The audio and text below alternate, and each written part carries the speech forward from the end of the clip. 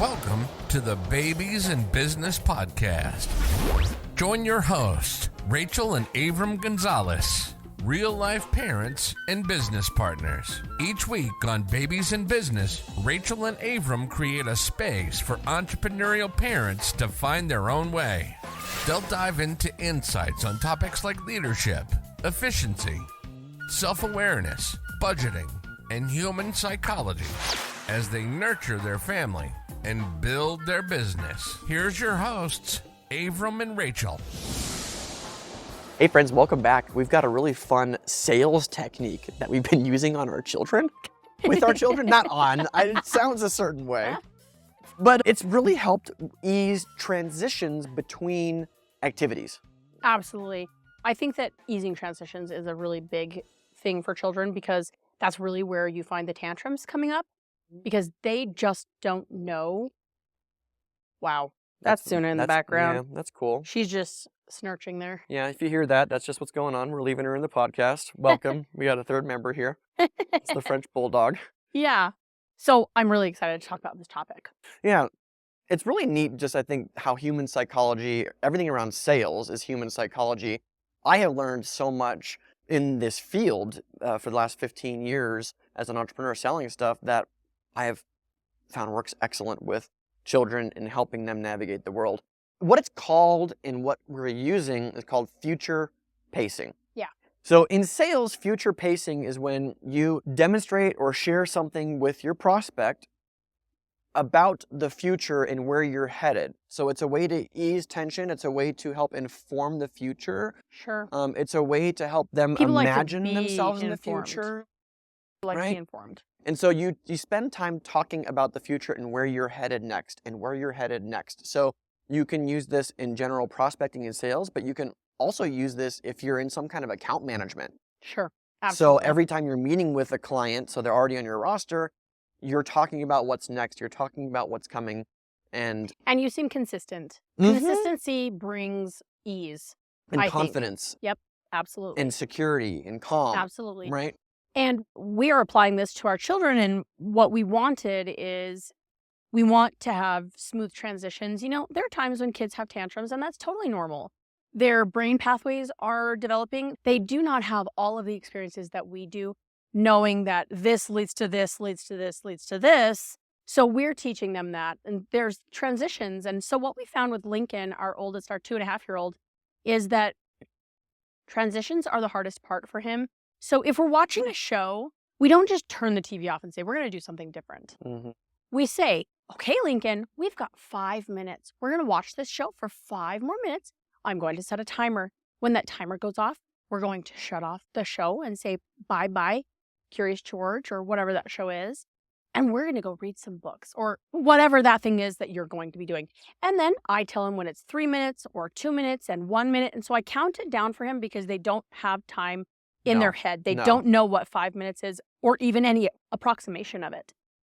So it's really, really helpful for him. And you have a really good example of doing that and how it worked to your advantage. Yeah. Just recently. Well, we used it in what was close to like a meltdown state. Yeah. So we went to his regular Kid Strong class on Saturday, and he was recovering from being sick last week. So he wasn't feeling his best. And so we started doing the little exercises. But after the first one, I mean, we're 15 minutes into the 45-minute class. He's done, and he's asking for me to pick him up and stuff, which is not normal. Yeah. Lately, he wants to be really independent and do the stuff on his own. And like, Dad, don't touch me. You know, like basically let me do it. That's his way of saying, let me do it. And so, obviously not himself. I started to future pace him when we were about 30 minutes into the class, and he was saying, Dad, I want to go home. But I could tell that he was, even though I was holding him for most of the class and like running through the obstacles, I could tell that he did want to be there. He just wasn't feeling good. Yeah. And I also knew that he was getting an award that day and that he would love that, which he did. And I said, okay, bud, I know you want to go home. First, we're going to do this activity, which was the competition. I knew it was coming up next. I said, then we're going to do awards. Then mommy's going to show up and take you home. Because we had already talked about how mommy was going to pick him up that day, which is not the norm. Right. Okay, Daddy, right? And then I want to go home. I say, yes, we're going to do competition, then awards, and then mommy's going to come pick you up. So then we would get to the competition, and he didn't want to do it.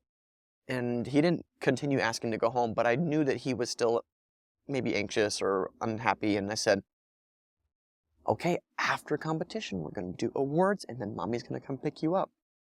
So then when we got to the awards, I said, okay, next you're going to get an award, and then mommy's going to come pick you up. So I just kept repeating where we were headed next, and he was just fine through the rest of the class, and we made it to the end. And then he was excited to see you. Absolutely. He didn't have a feeling either way about being picked up by you versus he had some attachment with me that day. Yeah. So I think if I didn't future pace him, he would have been upset to be separated from me, even though it's you.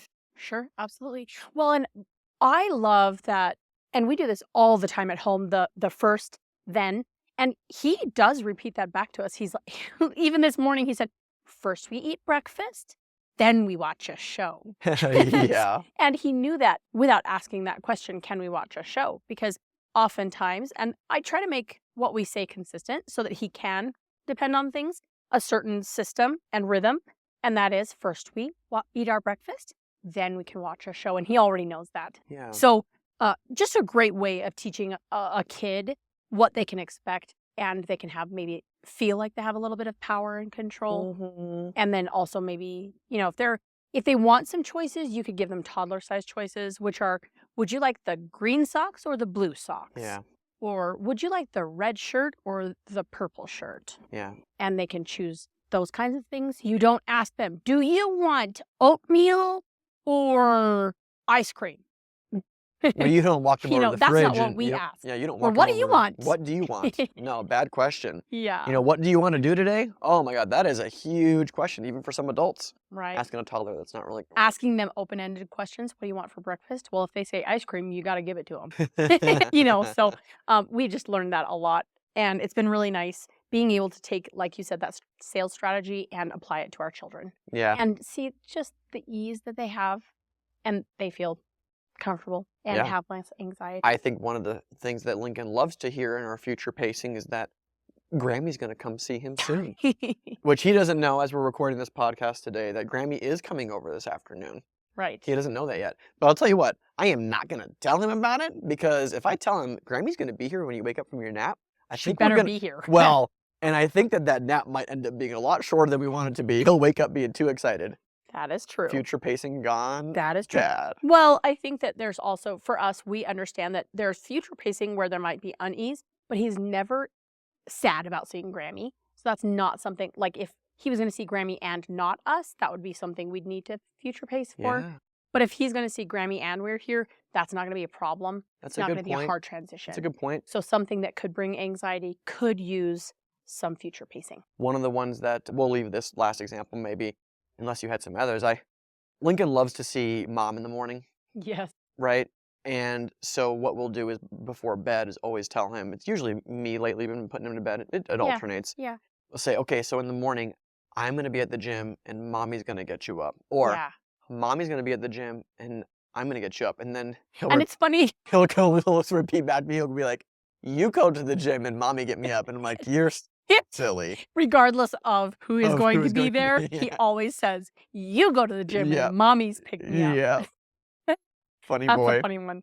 But yeah, the future pacing, sometimes if he has a little bit of unease at night, going to bed is a long transition for kids because it's going to be at least 8 hours when they sleep. They know it's a long time. They don't know the time lapse or how long, but they know that it's a long time. Yeah. Giving them future pace, it really works for him to say, I'm really excited in the morning to do XYZ. I'm excited to see you in the morning. I'll be here in the morning. Whatever that is that he can get excited about, we found that to be really good so that he doesn't go to bed with the anxiety. It's been really cute to see. They don't know the time, but they know the order of things. And I think that's also kind of critical here. Yeah, they see patterns. Mm-hmm. That's what our sleep trainer taught us. So really excited to share this with you because it's really, really worked for our 2.5-year-old.